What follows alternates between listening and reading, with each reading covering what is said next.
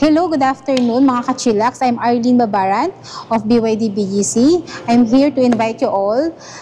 Meron po kaming event this coming Saturday. Magkakaroon po kami Evolution Drive. Wow. So may mga pan po kami, parang fiesta po siya. So kung gusto niyo pong pumunta on Saturday, just PM me at BYD BGC by Arlene or 0936-98-57698 on my mobile number, or just email me at arlenebyd@gmail.com.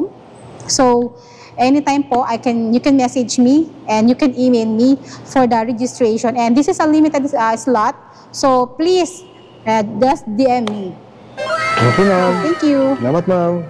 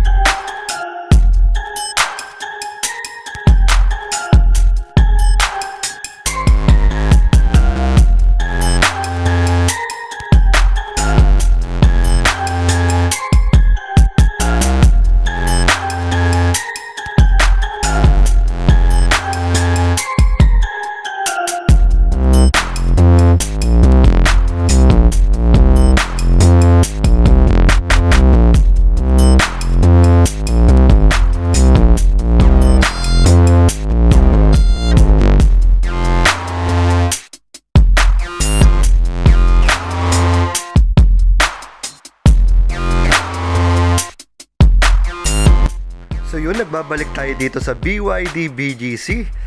So nakita nyo naman, no, napakadaming mga e-cars na display nila. Napakalaki, napakalamig, ang ganda ng customer lounge, ang ganda na CR. So kaya-aya talagang pumunta dito sa kanilang showroom. Kaya ako sa inyo, bisita na rin kayo dito sa BYD, dito sa BGC branch nila.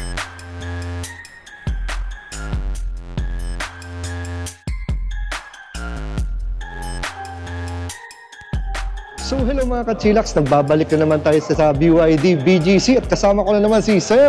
Hello, ulit sa mga manunood natin dyan. Ako, nagbabalik ulit ako from BYD BGC Global City. By the way, my name is Dave Mansura. Ngayon po, mag-introduce tayo ng bagong product po namin na yung Tang, top of the line SUV. Yun, tara. Sir, let's go. Ito yung mga display natin ngayon. Meron tayong Dolphin. Ito naman si Han. Dami. And then ito yung Atto natin. Atto, no? Si And then ito yung ipapakilala ko ngayon sa inyo, si BYD Tang natin, na pinaka bestseller ngayon. Grabe, laki Ito ng na sakyan, yung Tang natin na SUV type. SUV type. Ito siya, makikita nyo po, yung pinaka-top of the line ngayon ni BYD. Malaki na rin yung pinaka-mags natin po, 21 inches. Ito po, makita ko sa inyo po. Ilan? 21? 21, naka-Michelin na rin po yan, and naka-disc brake na rin po, and Brembo type na rin po yung pinaka-caliper natin. Grabing gulong nito, laki ha. Maganda na rin yung logo natin. Before kasi yung logo natin, yung BYD is kulay green. Ngayon na po, elegant na rin po siya kasi chrome design na rin po yan. And BYD na po siya. And yung 2024 BYD Tang natin yan. 2024 BYD Tang. Grabe, ang ganda ng harapan, sir. Napaka-elegante. Tsaka parang, alam mo yun, parang ang bangis ng dating, no? Actually po. Oh, grabe. Okay, mataas, no? Naka-sundrop na rin yan, sir. And then gusto mo, sir, proceed tayo sa pinaka-driver side niya kasi napakaganda po ng loob niya, sir. So ito naman, sir, ay folding at saka power din, yes, no? po. Kasi ito yung signal light. Lahat na po yung power window, sir, power side mirror, and then nare-rectat na rin po yung pinaka-side mirror natin, sir. And then, si Tang nga pala po, meron siyang NFC. NFC? Ano ibig sabihin, sir? NFC po, sir, halimbawa po, naiwan niyo po yung susi, dala niyo yung card. Using card po natin, pwede mo siyang itap, ma-unlock na siya, and ma-start mo na siya, kahit wala ka na pong susi. Padala mo lang yung NFC card natin. Okay ah. Ito, keyless naman siya. Pag nasa bulsa mo yung susi, pwede mo tong i-press na lang para mag-unlock siya. And then, ito na po yung pinakaloob natin. Wow. Meron din po siyang dalawang memory seat, 1 and 2. Halimbawa, sa user yung 1, kay ma'am naman yung 2, para hindi ka na lagi nag-adjust ng upuan. And then, sa driver side naman, nandito na po lahat ng button natin. Sa window, child lock, ito yung pag-adjust naman ng side mirror po. Ito sir, makikita niyo, ito naman po, kung wala kayong kasama, gusto niyo buksan yung tailgate sa likod, pe-press nyo lang po siya, mag-o-open na po yun. Sa likod na. Pwede rin dito. po siyang iangat. Ayan, Yun, sir. no? Automatic, oh. Pag isasara nyo naman, sir, pwede rin po siya, i-hold nyo lang po. hold lang. Magda-down naman po siya. Ah, okay ah. Hindi mo na kailangan na may kasama po. Kung nag-grocery po kayo. And then naman, kagandahan naman po ng seat natin sa tank, itong passenger and driver natin po, meron siyang, equip na siya ng massage. Makikita nyo po, nagmo-move. Oo, grabe, no? Hindi na ako kailangan magpaspa, no? Hindi na po siya. Actually po, paikot po siya kaya maganda. Before kasi lumbar lang Lumbar lang. Ngayon po, massage na po talaga siya. Passenger and driver meron na po. And there, meron siyang seat cooler na rin po. Halimbawa po, mainit, para hindi lagi basa yung likod nyo, pwede mo siyang lagyan ng malamig po. Oo. Nasiset po yung cooler po natin. And then ito naman yung adjustment po, power seat na rin po siya. Ilang way yan? 8 ways po siya. 8 way, grabe. And then naman po, halimbawa kung pagod naman kayo, na-extend naman tong pinakaano natin. Ah, Na-extend siya. grabe. Spatcher na Pagdating- spatcher Apo. dating, ah. Actually, pagdating naman po sa wheels natin, hindi na po siya yung manual na i-adjust yung telescopic.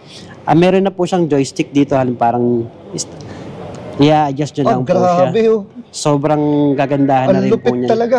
And then po, ang pinaka-advantage na rin po niya sa iba po, meron siyang heads-up display.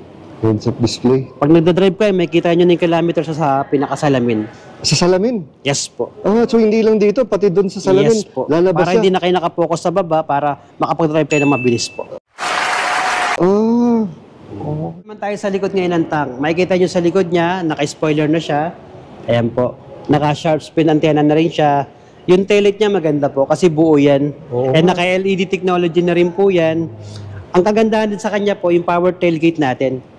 Halimbawa, nasa inyo yung susi, pwede mo siyang iput. Mag-o-open na rin po yan. palang. Apo. And then ito naman yung pinaka-button natin. Yan. Automatic, no? And makikita nyo naman po, maluwag naman yung pagka 7-seater natin. And then pag marami naman kayong dala, nabababa naman siya in flat po. Yan. Yung mga marami kayong grocery. Kaya mas marami siyang gamit.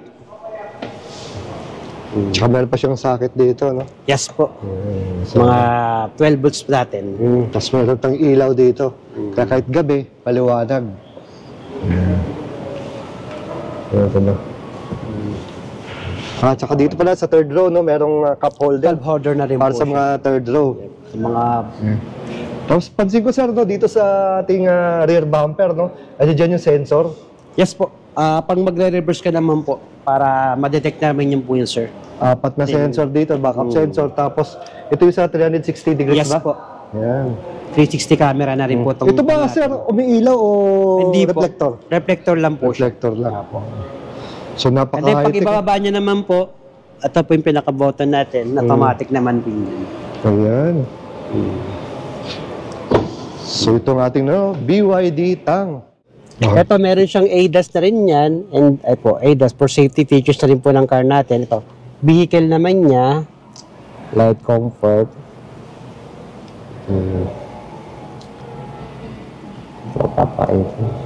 Ito yung seat natin, pinaka-advantage natin. May ventilated po siya. Grabe, Pwede mong i-adjust yung gusto mong palamigin tong sa driver po. Magbibigay siya ng cooling system sa upuan. So, upuan. And then, pwede rin sa passenger. So, hindi lang si driver, no? Pati si passenger. Yung nga lang po, Meron hindi din. kasama yung Sa likod, second row. Sobra-sobra na yun. Para ka na nagtayo ng spa talaga nun, no? Maganda siya kung mga long drive, mainit yung panahon, para pagbaba mo kasi, minsan, pawis natin, yung likod natin, pag mga leather seat. Tama. Unlike pag may cooling system tayo, press compress ko ka rin po pagbaba. And then, yun nga po, advantage din po niya yung upuan natin sa harapan, tsaka sa passenger, may massage po. Wow. May kita niyo naman po sa loob, ito naman yung dalawang aircon natin, Mga vents. vents natin. Ganda rin ng forma, no? And dito naman yung Cup holder. cup holder natin. Ito naman parang pinaka-navigation, ano natin. Ganda ng navigation. No? Ganyan naman Parang siya. sports cup. Ayan. Pag nagpa-parking ka, press mo lang yung parking. Pupunta ka na reverse, unlock, reverse naman siya. And then pag drive, unlock, drive. And then pag mag-neutral, half press lang po natin. Ayan po, mag-neutral naman dyan. Push start na rin po siya. And then meron tayong electronic parking na rin po. Ito naman yung wireless charging natin. Ito, may wireless na. Apo, meron naman siyang wireless charging. Sa loob naman po, doon makikita yung lighter plug natin. Type-C, SD card slot, tsaka standard USB natin. Yun, kagandahan to, naka-panoramic sunroof na rin siya. Wow. Yan, malaki po yan, hanggang second row po, bukas siya. Yan. And then kung wala kang ginagawa, pwede mo siyang kausapin. Yan, sige, kausapin. May voice command system na rin po si BYD. Galing ah. Ang pinaka-code natin, Hi BYD. Pag narinig yung tunog na yun, Hi BYD, close sunshade. Okay, close the blind. Oh, galing oh. Sana all. So parang ano sir, may dalawang covering. Pero pa dito sa salamin, tsaka itong sunshade na to, itong Actually, parang cloth na to. i-open mo muna yung sunshade bago yung sunroof. Okay. Sunshade, ito yung sunshade, yung sunroof, yung Sunroof glass. naman po siya. Okay. Kapansin ko sir, na may mga accent din dito yung color. Ambient light tawag yun sir. May reading na rin po yun sir. Halimbawa kung ano po yung music na pinapatugtog nyo, sumasabay yan. Wow. Pero pwede mo rin siyang baguhin yung ambient light natin using voice command. Hi BYD, change ambient light to red. Sorry, again? Bulol kasi. Hi BYD, change ambient light to red. Setting the ambient light color to Wow, galing oh. Kailangan lang maganda lang yung pagbigkas mo. Ayan. Bawal yung may mga sipon dito, yung mga bulol. Kasi hindi nyo Hindi naintindihan. ko naintindihan, no? Okay ah. So ito pala sir, ito pa pag close open ng Benz. Apo, aircon lang po okay. siya. Kung gusto mo siyang nalalamigan ka na po. Oo, pwede may sarado. Yeah. Tapos pansin ko din sir, no, iba yung make dito, no, nung pinaka-upholstery niya tsaka dito. Apo. Actually, yung mga ibang kliyente, pag nakikita yung loob ng tank natin, parang luxury yung dating, business class na, Tama. talagang premium, talagang pinaka-design ng BYD. Hindi siya basta-basta. Kaya ang tinatawag ng mga ibang rito, parang luxury car na si BYD ngayon. So ito pa lang si tank natin, ano siya? Crossover, SUV, ano ba to? SUV type siya and naka 4-wheel drive na rin po tayo. Mapapansin nyo, baka sabihin nyo, AB, mahina sa akyatan. Actually, sobrang lakas ng tang na to kasi dual motor siya. Sa harapan niyang torque 350, sa likod niyang torque 350. Bali pa pinagsama mo yan, 700 po yung torque niya. Ganon siya kalakas. Wow. Yung pagdating naman sa horsepower, sa front natin, 180. Sa likod naman, 200. Grabe, Bali, lakas. total of 380 yung horsepower niya. Ganon siya kalakas. In total, 700 yung torque niya. Kaya kahit akyatan, actually yung 0 to 100 nito, kaya niyang magbigay ng 4.9 seconds na sa 100 na yung takbo mo. So anong top speed nito sir? 180. 180. Ang range niya? Ang range naman nito, pag full charge naman siya, 530 km in Wow. single charge po. 530. Pwede ka na pumunta ng Baguio, and pagdating mo ng Baguio, pwede ka mag-charge naman pa uwi. Pauwi. Grabe. Kung nagwo-worry naman kayo na sobrang taas sa kuryente, mas mataas ang gasolina ngayon, kaya huwag kayong matakot. Parang comparison nito sa gas and electric, sa electric kasi parang piso lang siya per kilometer. Si gas naman po, parang nagsa 7 pesos na per kilometer. Sobrang taas ng gasolina ngayon. Grabe. Ito na kasi magiging next future natin ng mga car, si EV. Sa mga mall natin, yung mga charging natin is AC charging po yan. AC charging. 7 kilowatts po yung mga charging sa mga mall. Ngayon, pag sitang chinarge nyo po siya, 0 to 100, 9 to 10 hours po. Pero hindi naman ikaw magcha-charge ng 0, pupunta ka ng mall eh. Meron ka mga 50%, ngayon kailangan mo lang ng counting charge, pwede ka mag-charge. Libre naman po sa mga mall ngayon. Tama. Pero pag nauso na po halos lahat ng mall ngayon na may DC charging, si DC charging naman po, kaya niyang punuin to ng 45 minutes yung single charge. Single charge. DC charging naman yun. Direct current naman. Tsaka Mabilis, no? Apo, ayun yung mga ginagamit sa ibang bansa, mga DC charging. Sa Pilipinas kasi, AC pa lang po tayo. Pero may mga DC na rin ako nakikita, kagaya ni Rockwell 8, may DC charging, libre pa rin po. La Union, And then sa Baguio, meron na rin po sila. Pero pag nagkabila naman kayo ng BYD nga, may free tayong wall charging 7 kilowatts na yun ang i-install nyo sa bahay niya. Yung sir, ilang hours bago ma-full charge galing sa pagkalobat? Yung 0 to 100 nga, pag itong tank natin, 9 to 10 hours. 9 to 10 hours. Pero sa mga Atto, Dolphin, 7 to 8 lang. Kasi malaki kasi battery ni tank. Battery capacity niya is 108. Sir, para magkaroon ng idea yung ating mga kachilax, mga nasa magkano ang charging galing sa lobat? Estimate lang, magkano inaabot? Halimbawa po, per kilowatts natin sa Meralo ngayon is 11 pesos. 11 pesos times po ng battery capacity ng 108. Parang pumapatak siya ng 1,100. 1,100. So doon sa 1,100 na yun, makakatakbo na sila ng 530 kilometers. So not bad na rin. Super tipid pa rin kumpara sa gasoline. Limit po natin, sir. Estimate. So yun, at least mayroon kayo idea mga kachilax. Sir, pagdating naman sa warranty. Ay, sa warranty hindi kayo problema kasi nag-o-offer si BYD ng 6 years sa unit natin, 8 years sa battery, and 8 years sa motor.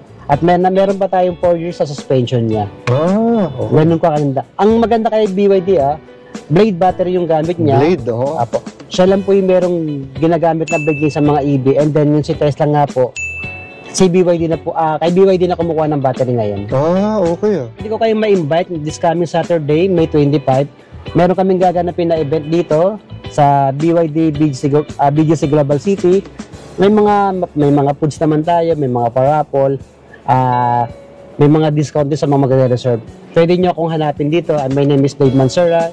This is my number, 0915-2542-026. So may mga tanong pa, may mga question po dyan. Message nyo lang po ako. Call naman po ako. Sir, yung modes of payment dito? Pwede tayo. Tumatanggap tayo ng cash, bank PO, or financing po. So, ano magandang PIN para madali nilang makita itong BYD na to? I-waste nyo lang po, BYD BGC, lalabas na po sa mga Waze o mga Google Map po natin. Tsaka ang balita ko, sir, no, yung mga gustong mag-inquire dito, tumingin ng mga units nyo, meron pala kayong parking in-house, no? Actually po, pwede kayo mag-park sa likod natin po. Oo, may parking daw doon eh. Libre naman po sa mga kliyente po yun. Ayan. Kasi siyempre, alam natin kahit paano, medyo mahal ang parking dito sa siyempre kung titingin lang sila ng saglit, di ba? Kung mag-walk-in lang kayo saglit, may gusto nyo kayo makita, pwede kayo mag-park, magpaalam lang kayo, sabihin nyo lang, ahente nyo si Dave. Libre na yun. Yun, nice. Ayan. So dito lang yan sa BYD. So again, sir, maraming salamat sa pagpapaunlak mo sa ating mga kachilak, sir.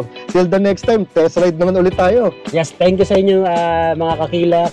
Sana supportahan nyo kami sa mga and like and share na rin para mas makaabot tayo ng 1 million views. Yun. Thank you. Salamat, sir. Sa last part natin, naman natatanong ng presyo ng BYD tank natin, 3,321,000 yung pinaka-price natin. Sa mga cash buyer naman dyan, kung gusto nyong kumuha, message nyo ako. Meron akong good news sa inyo. Yun.